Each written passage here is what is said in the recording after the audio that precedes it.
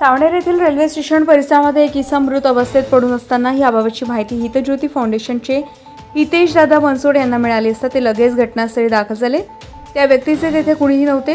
वृद्ध इसम मृत अवस्थेत पडून होता। याबाबत पोलिसांना कळून कायदेशीर बाबी पूर्ण करून त्या अनोळखी इसमाचा हितेश दादा बनसोड यांनी पुढाकार घेऊन गडकरी स्मशानभूमीमध्ये अंतिम संस्कार केले।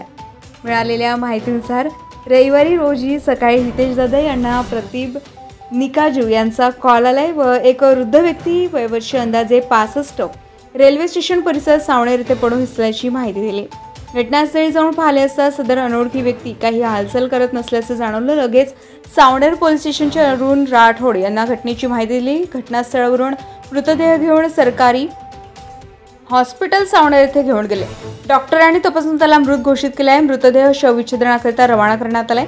सावनेर पोलीस स्टेशन येथे माहिती देऊन तसेच रिपोर्ट देण्यात आली। हा इसम भीक मागून स्वतःचा उदरनिर्वाह करणारा एक व्यक्ती गेल्या अनेक वर्षांपासून सावनेर परिसरात भटकंती करत होता। अचानक त्याची तब्येत बिघडल्याने त्याचा मृत्यू झाला असावा असा प्राथमिक अंदाज आहे। अंत्यविधीसाठी हितज्योती आधार फाउंडेशनचे संस्थापक अध्यक्ष हितेश बनसोड यांनी स्वतः पुढाकार घेऊन मृत व्यक्तीवर सावनेर येथील गडकरी स्मशानभूमीमध्ये अंत्यसंस्कार केले।